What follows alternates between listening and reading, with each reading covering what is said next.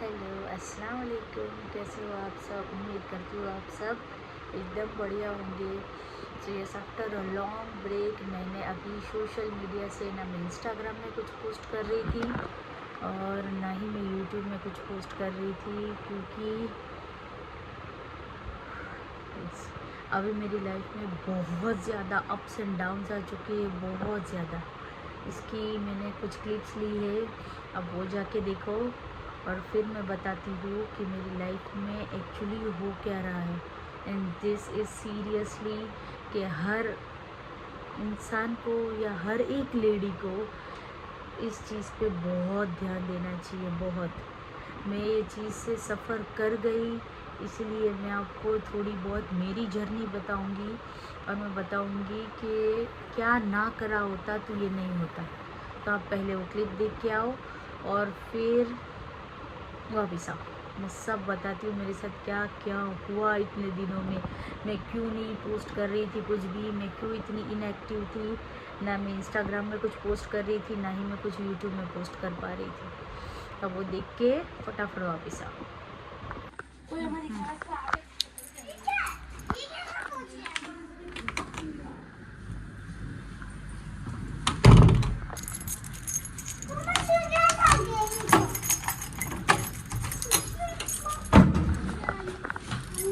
बुलाई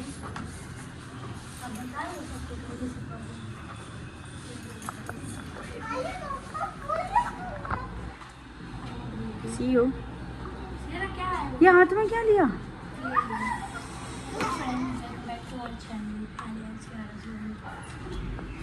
नहीं, नाम चेंज कर दिया।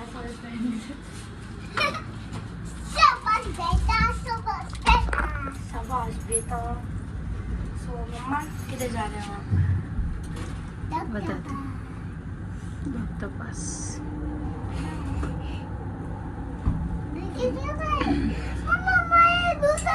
पहले आई स्पेशलिस्ट पास जाऊंगी, फिर MRI। मम्मा को सबसे ज्यादा डर लगता है। बेटा तेरा मेरे पास है, मेरे बैग में। चलो अभी चले। बस अभी मैं जा रही हूँ मेरी कोचिंग, तो मिलते हैं आपको। मम्मा आ गए, उसके बाद मम्मा शूट करेंगे वहाँ पे और मैं मेरे चलो चलो जल्दी, लेट हो रहा है। चलो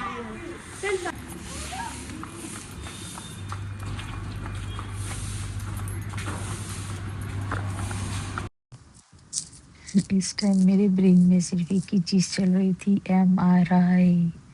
MRI मशीन। यस, बहुत हार्ड था ये टाइम।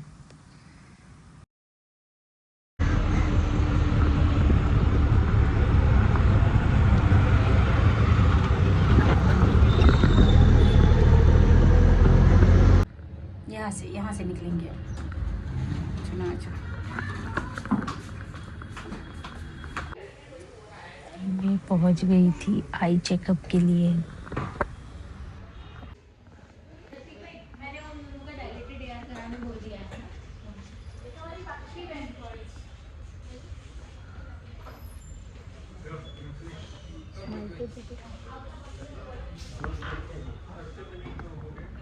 कैसे चेक किया सर?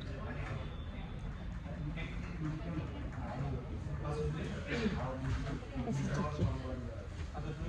मैं स्पेशल थैंक्स करना चाहूँगी मेरे पेरेंट्स का, मेरे हस्बैंड का, मेरे बच्चों का, मेरी भाभी का, जिसने मुझे बहुत ज़्यादा हिम्मत दी ये सब करने के लिए। Thank you so much.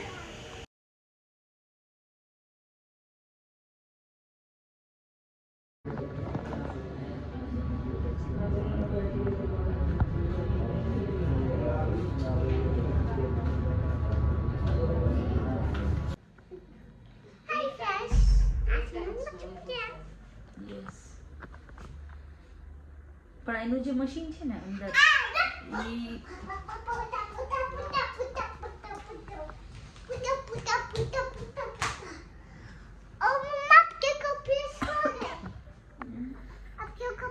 A mamma change करके आती। सो MRI इज डन और हम लोग नेक्स्ट डे डॉक्टर को दिखाने गए थे। MRI रिपोर्ट्स तो ये क्लिप्स तब की है, वो मैंने क्यों करवाया था वो सब मैं आगे बताऊंगी, लास्ट तक वीडियो ज़रूर देखना।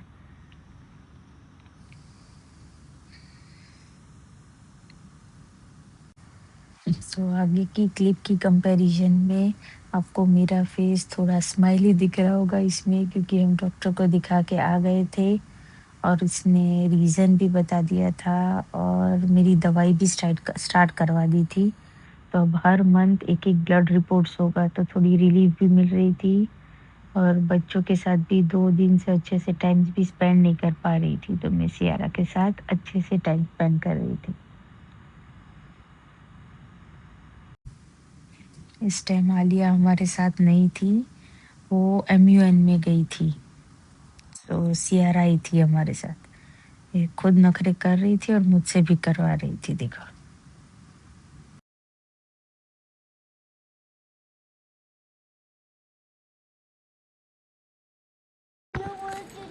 हाँ, क्यूट पोते तो दिखा दे हम सबको। हमने गोलू मोलू क्यूट पोती तो शूट किया।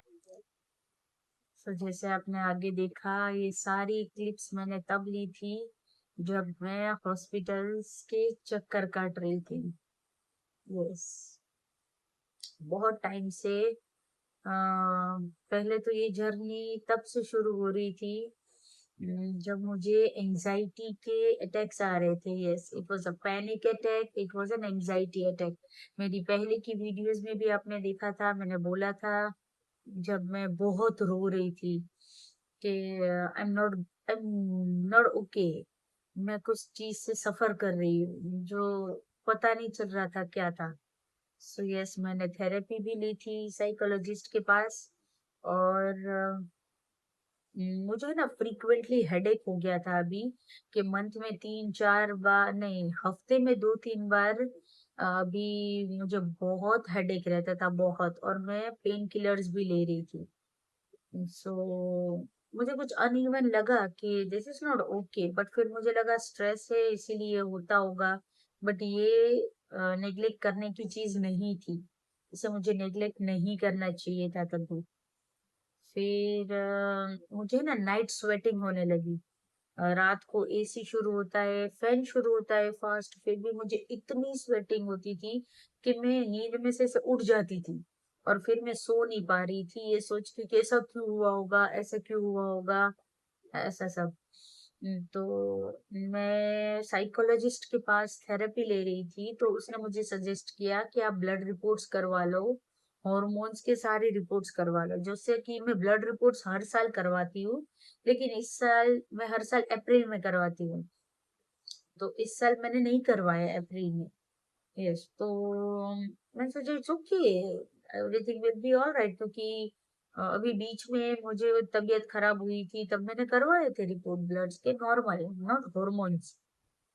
फिर मैंने रिपोर्ट्स बुक किए मेरे, और मैंने हॉर्मोन्स के सारे रिपोर्ट्स भी बुक करवाए उसमें। सो यस, मेरा विटामिन डी कम है, आयरन लेवल कम है, चलो दैट वाज ओके।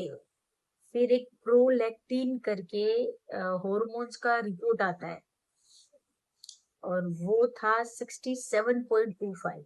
जनरली इतना हाई नहीं होना चाहिए।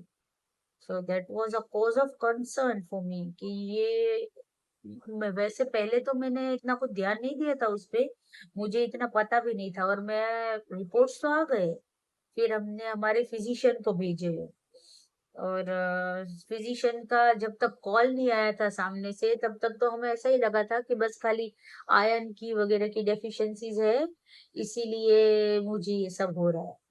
ठीक है, तो हमने फिर फिजिशियन का कॉल आया, यस, कि कुछ और भी सिम्टम्स होने चाहिए आपको इसके साथ, जैसे कि ये प्रोलैक्टिन जो ज्यादा आया है वो नॉर्मल नहीं है। Yes, it's not normal. ये हॉर्मोन्स के ऊपर नीचे होने की वजह से भी होता है, प्लस उसने हमें 2-3 और भी सिम्टम्स बताए, और उसमें एक सिम्टम्स था headache, frequent headache and blur vision. मुझे ब्लर विजन बहुत टाइम से हो रहा था, और मुझे लगा कि मुझे नंबर है चश्मे के इसलिए हो रहा है, बट नहीं। हम ना यही कर जाते हैं, हर छोटी छोटी चीज को इतना इग्नोर कर देते हैं कि नहीं नहीं, हस्बैंड की प्रायोरिटी पहले होनी चाहिए, घर पहले होना चाहिए, बच्चों की प्रायोरिटी पहले होनी चाहिए। हमें तो ये सब कुछ होता रहता है, हम तो घर में रहते हैं इसलिए कुछ ना कुछ ये ऊपर नीचे चलता रहता है, एक्टिविटी नहीं होती इसीलिए चलता रहता है, लेकिन नहीं, नहीं करना। मैं अभी आपको आगे मेरी जर्नी बताती हूँ, प्लीज, बहुत सीवियरली सफर करोगे इसके लिए। सो यस, सब कहा थे। यस, फिर मुझे ब्लर विजन वगैरह सब हो रहा था, तो फिजिशियन हैज एडवाइस्ड कि आप गायनेक की सलाह लो इसके लिए। फिर मेरे जो गायनेक थे, doctor Deepti Shami and mummy वाले, तो वो तो बाहर थे, जिसके टाइम मतलब मेरी पुरानी आलिया के टाइम पे, सियारा के टाइम पे भी मैं उसी के पास लेती थी, लेकिन वो आउट ऑफ स्टेशन थे, तो फिर हम दूसरे गायनेक के पास गए। तो उसने बोला प्रोलेक्टिन जो हाई है वो तो मेडिसिन से लो हो जाएगा, वो एकदम सीवियरली हाई नहीं है, लेकिन फ्रीक्वेंट हेडेक है इसके साथ और ब्लर विजन है, ये कॉज ऑफ कंसर्न है। तो आप एक काम करो, इमिडिएटली आप पहले तो अपने आई चेकअप के लिए जाओ, और फिर जाओ न्यूरो सर्जन के पास या न्यूरोलॉजिस्ट के पास।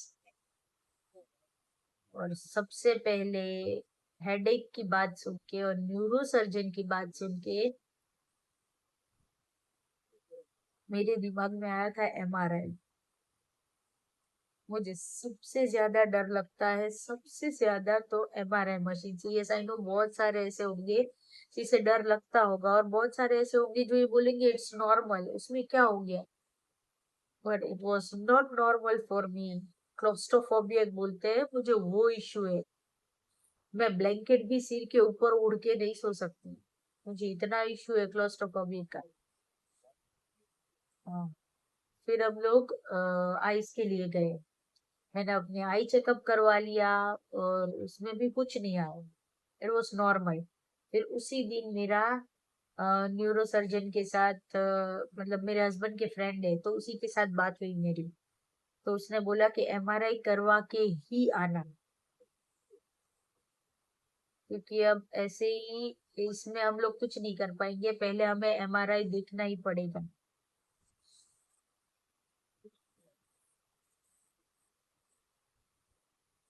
एंड उसी टाइम मैं शटर्ड हो गई पूरी, के नहीं, नॉट पॉसिबल फॉर मी, मैं एमआरआई नहीं करवा पाऊंगी। मेरे हस्बैंड ने बेस्ट से बेस्ट पूरे अहमदाबाद में, या आई डोंट नो पूरे गुजरात में है कि नहीं, लेकिन पूरे अहमदाबाद में जो आपको एक क्लिप में देखा, ये वो वाला एमआरआई मशीन है वहां पे इन लोग के पास, कि जो थोड़ा ब्रॉड है अंदर से। बाकी सब जगह है ना थोड़ा नैरो होता है, तो उसमें और डर लगता है, ये थोड़ा ब्रॉड है। तो मेरे हस्बैंड ने वहां इमीडिएट बेसिस पे बुक करवा दिया। मैंने हिम्मत जुटाई और मैं वहां पहुंच भी गई, लेकिन जैसे ही मुझे अंदर जाने का टर्न आया, उसने एक पहले वो डाली थी, इंजेक्ट किया था कुछ दवाई, और फिर अंदर जैसे ही मैं गई, एमआरआई मशीन पे लेटी, गॉड, मैं नहीं जा पाई अंदर, मैं वापिस आ गई। मैं रोई और मैं वापिस आ गई, और मैंने बोला अब मुझसे नहीं हो पाएगा, मुझे एनेस्थेसिया दो, और मैं उसी के जरिए अंदर जा पाऊंगी, वरना मैं नहीं जा पाऊंगी अंदर।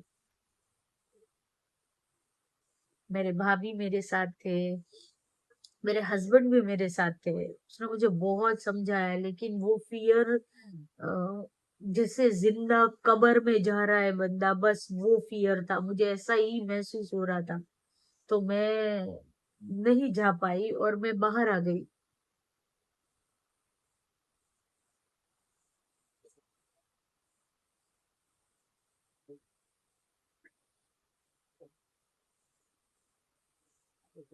वो 15-20 मिनट्स मैंने खुद के साथ भी बातें की, मेरे हस्बैंड ने भी मुझे बहुत समझाया, मेरी न्यूरो सर्जन के साथ भी बात करवाई, उसने बोला आप 2 मिनट जाके आओ, अगर आपने 2 मिनट निकाल ली तो आप पूरा कर लोगे, don't worry.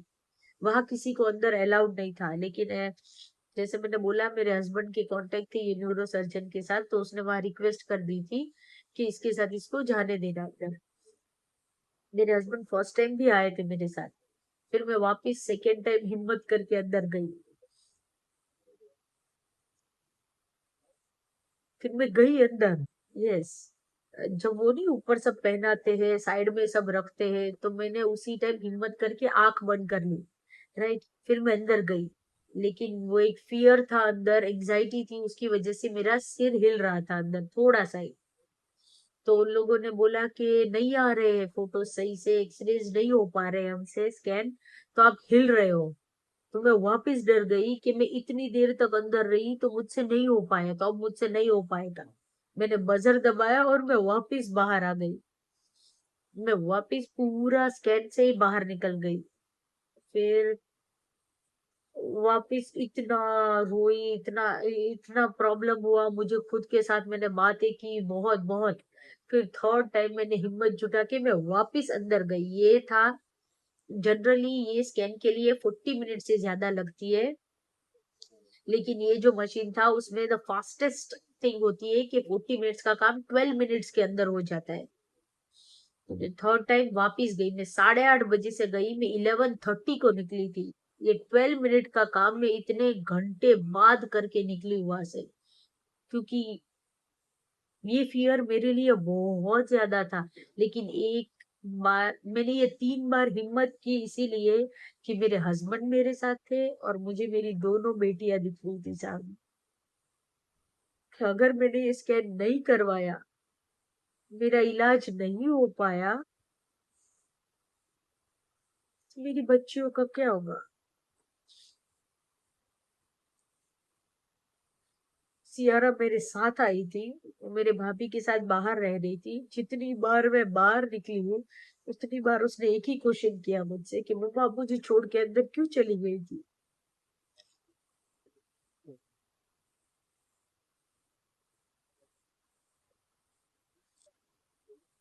Please ladies, health को इग्नोर मत करना, स्ट्रेस नहीं लेना। सब कुछ हो जाएगा, जो काम आज होना है वो काम कल हो पाएगा। हेल्थ खराब हुई तो कुछ नहीं हो पाएगा। सीरियसली सी।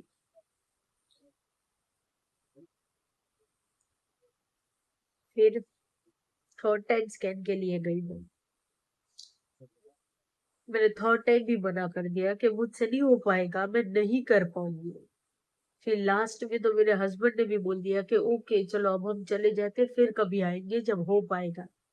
लेकिन वहां के जो डॉक्टर थे, उसने मुझे बोला कि मैं कान के साइड से आपको थोड़ा कम कर देता हूँ जो डाला हुआ है, आप लास्ट टाइम ट्राई करो, अगर आपसे नहीं हुआ तो फिर हम नहीं करेंगे। लेकिन फिर मैंने हिम्मत की और मैं वापस गई अंदर स्कैन में। और यस, मैंने वो लास्ट टाइम अटेम्प्ट में कर लिया स्कैन पूरा। लेकिन एक अगर किसी को जाना भी पड़े ना एमआरआई में, तो एक चीज जो मेरी तरह अगर कोई डर रहा है, तो जैसे ही वो लोग सब कुछ पहनाना शुरू करें ना, तब से आंख बंद रखना और बाहर निकलो तब तक आंख बंद रखना। बहुत टफ होता है ये फेस, आंख बंद रखना प्लीज। नहीं हो पाएगा वरना, लेकिन वो टाइम ऐसा होता है कि करना ही पड़ता है। यस। तो फिर करवा के हम लोग घर आ गए। फिर दूसरे दिन सर्जन को दिखाने जाना था, और मेरी बच्ची की सियारा की पेरेंट टीचर मीटिंग थी। तो पहले मैं मीटिंग में गई, तब तक रिपोर्ट्स नहीं आए थे, फिर रिपोर्ट्स आए। फिर हम लोग गए अपोलो में, जो गांधीनगर है, अपोलो भाट करके जो है गांधीनगर में, वो सर्जन वहां बैठते हैं। अहमदाबाद में भी बैठते हैं, लेकिन सैटरडे था वीकेंड तो उसने यहाँ बंद रखा था। तो हम लोग उसे वहां मिलने गए। तो वहां उसने हमें समझाया कि ये जो पिट्यूटरी ग्लैंड आती है, जो ग्लैंड हमारे सारे हॉर्मोन्स ने सबको कंट्रोल करती है बॉडी के, उसमें मुझे सूजन है, वहां थोड़ा फूल गया है। और उस वजह से उसके ऊपर से हमारे आँख आँख की नस जाती है, नस, तो वो दब रही है और इसीलिए मुझे ब्लर विजन हो रहा है। फिर उसने मुझे ऐसा बोला कि अब इसे मॉनिटर करना पड़ेगा 1 साल तक, नेक्स्ट ईयर सेम टाइम फिर से MRI होगा। उसके बारे में तो अभी मैं सोच भी नहीं रही हूँ, क्योंकि मेरे बस का ही नहीं है अभी सोचना, तब का तब देखा जाएगा। तो ये रीजन उसने बताया कि ये चीज होती है स्ट्रेस। प्रेगनेंसी हो तो प्रोलैक्टिन ज्यादा आती है, वो तो है नहीं। फिर स्ट्रेस, स्ट्रेस की वजह से प्रोलैक्टिन ज्यादा आती है। और तीसरी चीज उसने बताई कि ये सूजन भी होती है, प्रोलैक्टिन ज्यादा आती है, वो है रीजन एसिडिटी की दवाई। हम लोग फ्रीक्वेंटली एसिडिटी की दवाइयाँ खाते हैं बिना कोई रीजन के। वॉमिट जैसा हो रहा है, एसिडिटी हो गई है, चलो एसिडिटी की दवाई खा लेते हैं। No, don't make this mistake ladies, please no, नहीं खाना। अभी जो मैं सफर कर रही हूँ मैंने आपको बताया है, क्योंकि ये चीज मैं सफर कर चुकी हूँ। ये इजी नहीं है अपने बच्चों को अपने ही सामने ऐसे देखना कि ओ माय गॉड, अगर 1 मिनट भी ये ख्याल आए कि मैं चली गई तो मेरे बच्चों का क्या। अगर मैंने किसी चीज के लिए सफर किया तो मेरे बच्चे उससे ज्यादा सफर करेंगे। सो जो अभी भी अपनी बॉडी को अपनी हेल्थ को निग्लेक्ट कर रहा है, please don't do that. Yearly अपना चेकअप करवा लिया करो इफ यू आर अबाउट 30।